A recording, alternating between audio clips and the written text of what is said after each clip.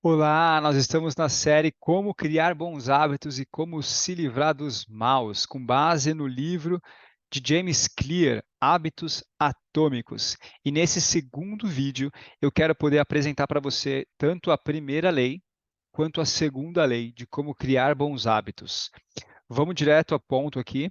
E no primeiro momento a gente falou sobre os fundamentos dos hábitos atômicos, algo muito relevante. Então, é a gente pensar na identidade que vai justamente impulsionar aquele hábito a acontecer. E hoje a gente vai falar então como é que a gente pode tornar esse hábito mais claro. Num primeiro momento, a gente precisa enxergar aqui os hábitos atuais. Quais são aqueles estímulos que muitas vezes são inconscientes, que a gente deixou de prestar atenção, né? Se a gente não ganhar consciência sobre isso, a gente efetivamente não vai conseguir mudar um hábito, ou criar um hábito, ou se livrar de algum hábito mal. E um exercício que eu proponho aqui para você pode pausar o vídeo, pega um papel, uma caneta, e você pode fazer uma avaliação dos seus hábitos atuais. Listar todos eles, da hora que você acorda até a hora que você vai dormir. Cria no máximo detalhe que você conseguir. Então, abrir os olhos, apertar o botão soneca do celular, checar a mensagem do WhatsApp, ir ao banheiro. Faz a sequência no detalhe, porque isso vai te ajudar a enxergar coisas que eventualmente estão até meio que inconscientes aí no seu contexto. E, por fim, você vai fazer o quê? Classificar entre positivo, negativo e neutro. E você vai, então, usar uma régua de longo prazo aqui para classificar, né? Então, será que esse hábito me ajuda a ser quem eu quero ser? Será que esse hábito é um voto a favor da identidade desejada? É com essa régua que você vai, então, classificar cada um dos hábitos.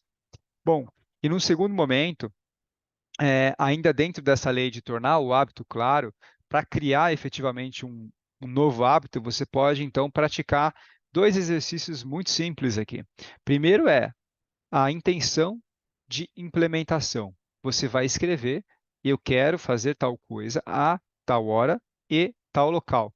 Porque essa é a intenção, na hora que você determina exatamente qual hora você vai começar e onde você exatamente vai fazer aquele hábito, isso já te ajuda a visualizar a possibilidade de que isso efetivamente aconteça.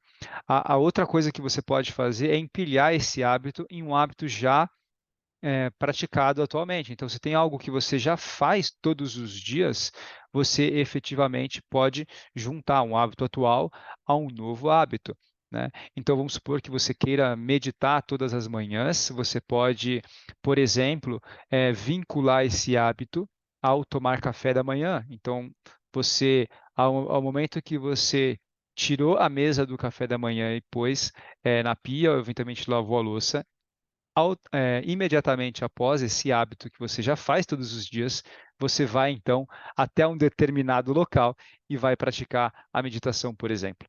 Então, essa é uma forma muito simples de você já começar a moldar os hábitos aí na direção que você quer. E aqui o autor então vai trazer também essa questão de tornar o hábito claro, uma comparação entre ambiente e motivação, dizendo então que o ambiente é muito mais relevante do que a sua motivação interna ali, a sua talvez até não necessariamente disciplina, mas sua força de vontade, né? Então, o ponto é que você fazendo pequenas mudanças no contexto pode fazer uma grande diferença no longo prazo, porque afinal de contas, o hábito ele é ensinado a partir de um gatilho ou de um estímulo. Então, fazendo ali trabalhando o ambiente, né, você trabalha exatamente os estímulos que são mais interessantes, que favorecem o seu, o seu hábito, né? Então, às vezes, você quer simplesmente tomar mais água, por exemplo, você pode colocar a garrafinha na frente, né, na frente da sua mesa de trabalho, por exemplo, e isso vai efetivamente um ajuste muito simples no ambiente que tornou o estímulo mais claro naquele hábito que você quer praticar. E ao mesmo tempo o contexto também importa, né? Não é só o estímulo pontual, mas todo o contexto em volta também importa, né? Então, quem Quem já tentou, por exemplo, fazer dieta quando você está numa festa de aniversário ou ao mesmo tempo num contexto de confraternização ali num restaurante, num bar, e isso efetivamente dificulta todas as coisas, né? Então o contexto importa. Então, se o tempo todo a gente está praticando um hábito que não pertence àquele contexto, a gente vai ter muitas dificuldades de permanecer, né? Bom, e o exercício que eu proponho aqui para você é: quais são esses ajustes no ambiente que você pode efetivamente fazer? Dei o exemplo da garrafinha, poderia dar outra. Por exemplo, quero começar a fazer uma leitura todas as noites, de repente, simplesmente o fato de deixar um livro ali na minha cabeceira, já pontuando a página onde eu estou, eu posso efetivamente usar isso como um estímulo para ler uma, duas, três páginas ali toda noite, né? E ao mesmo tempo também é importante listar se de repente você está participando de contextos que estão te desfavorecendo nos hábitos que você quer alcançar. Bom, e por fim, essa questão de trabalhar o hábito e tornando ele mais claro, o autor também vai falar sobre o segredo do autocontrole, né? Afinal de contas, se tem algum hábito que você quer se livrar, você não vai tornar ele claro, você vai tornar ele invisível. Quanto mais invisível o estímulo tiver, mais fácil, né? Porque depois que você criou um hábito, é difícil de esquecer. E ao mesmo tempo, ele vai deixar claro que é mais fácil evitar do que resistir à tentação. De novo, é sumir com o estímulo da sua frente, na medida do possível, né? E aqui tem um exemplo muito interessante que são os soldados da Guerra do Vietnã. É, Soldados americanos foram para a guerra, muitos deles começaram a ser usuários de heroína e o tempo todo sendo estimulados ali a consumir heroína. Chegou acho que na base dos 30%, chegou a consumir ou até ficar viciado. E quando eles voltam para os Estados Unidos, voltam para suas casas, 90% deles simplesmente param de consumir droga.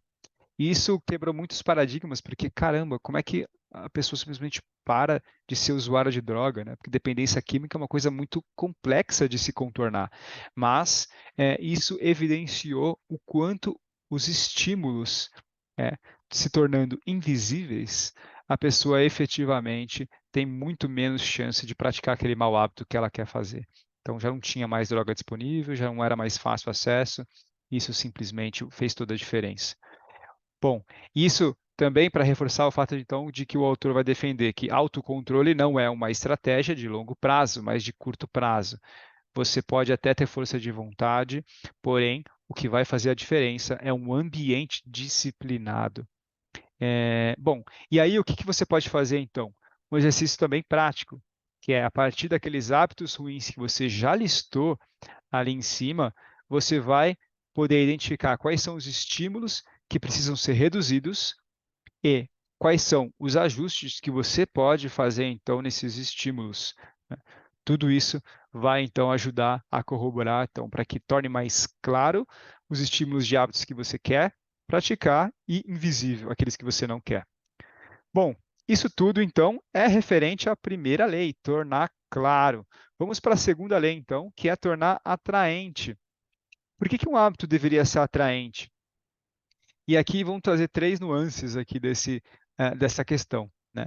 Primeiro, quanto mais atraente, mais provável de executar. E quando a gente olha, por exemplo, para o exemplo da indústria alimentícia, o que eles fizeram?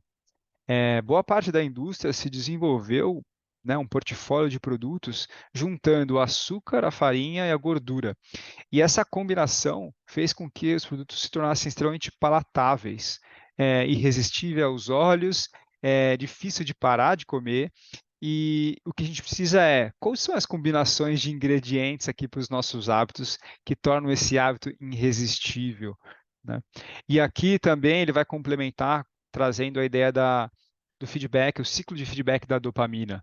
A dopamina, ela é ativada não só quando você pratica um hábito prazeroso, mas também quando você tem o desejo. Só o fato de você, por exemplo, identificar um chocolate no seu armário, você já projeta que você vai comer aquele chocolate, aquilo já te gerou dopamina. E quando você come, aquela dopamina é reforçada. Então, o ciclo de feedback da dopamina tem tudo a ver com a questão do estímulo, no fim das contas, também. Está tornando atraente para você o processo. E aqui o exercício que a gente pode propor é o seguinte: vamos fazer o empacotamento da tentação. O que é isso? Você reconhece que você tem hábitos que você precisa fazer, e você reconhece que você tem hábitos que você quer. E você então faz o quê? Para eu fazer o que eu quero, eu vou fazer primeiro o que eu preciso.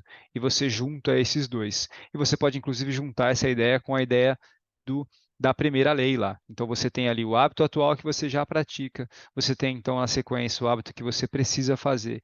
E depois você vai, então, fazer o hábito que você quer. É dessa forma que a gente efetivamente vai fazer as coisas. Então, no exemplo que eu dei lá, por exemplo, o hábito atual é tomar café. O hábito que você precisa, o que é muito começar a fazer, por exemplo, meditação. Então, você vai, depois de tomar café, você vai para a meditação. E o hábito que você quer de verdade é o quê? É rodar ali as suas redes sociais, né? Então, você vai, então, fazer só a rodagem das redes sociais depois que você meditar. E aí você usa isso até como um benefício para você que a gente vai trabalhar na quarta lei lá, que é justamente tornar mais satisfatório esse hábito no fim das contas também. Bom, e aqui, por que que a família e amigos importam quando a gente fala de tornar o hábito atraente? Porque a cultura determina os comportamentos atraentes. Isso é um fato. A gente prefere estar errado com a tribo do que estar certo sozinho. E isso faz com que, na medida do possível, por que não escolher qual é a tribo que você vai participar? Por que não escolher quais são né, as pessoas com quem você vai se relacionar? Porque a gente vai acabar imitando, a gente vai imitar nossos amigos e familiares, a gente vai imitar a maioria, a gente vai imitar os poderosos, né? Então, o hábito aqui, ele vai ser atraente quando o hábito nos leva ao quê? A uma aprovação, ao respeito, ao enaltecimento. E por isso a gente pode, então, praticar um exercício que seria o seguinte: pensando então nesses principais hábitos dessas tribos que eu frequento. Então, pensa aí nos contextos que você hoje participa. Quais são esses hábitos mais evidentes ali? Será que tem algum hábito que é positivo que você quer continuar? Talvez hábitos que são negativos que você quer diminuir, ou hábitos neutros, né? E você então vai poder identificar quais são as tribos que você quer se aproximar, quais são as pessoas e tribos que você quer se afastar. E isso vai efetivamente te ajudar a tornar mais atrativo aquilo que você deseja. Bom, por fim, vamos falar um pouco sobre a causa dos maus hábitos, e a causa tem a ver com: existe um desejo aparente, mas ligado a ele existe um motivo subjacente. E quando a gente identifica por que eu tenho esse desejo, é justamente um pouco daquilo que a gente pode trabalhar aqui junto, né? Então, qual que é o ponto, né? O ponto é o seguinte: puxa, talvez eu não consiga, talvez eu tenha esse desejo, talvez eu não consiga me escapar ali daquela motivação. Porém, eu posso talvez fazer um exercício de trabalhar a mente efetivamente. E uma das formas é destacar os benefícios de não praticar aquele mau hábito, né? E talvez até criar um ritual de motivação para aquele hábito mais difícil que você quer efetivamente criar. Então, talvez isso possa te ajudar a fazer os pequenos ajustes que você precisa. Bom, e com isso a gente termina a segunda lei e o segundo vídeo. Espero que tenha sido produtivo até aqui. Mais uma vez, me deixa saber se você tem alguma parte que você mais te chamou a atenção, que foi mais relevante, que você colocou em prática e testou. Eu também adoraria saber se você testou alguma coisa e me conta o que funciona, o que não funciona. Um abraço e até o próximo vídeo.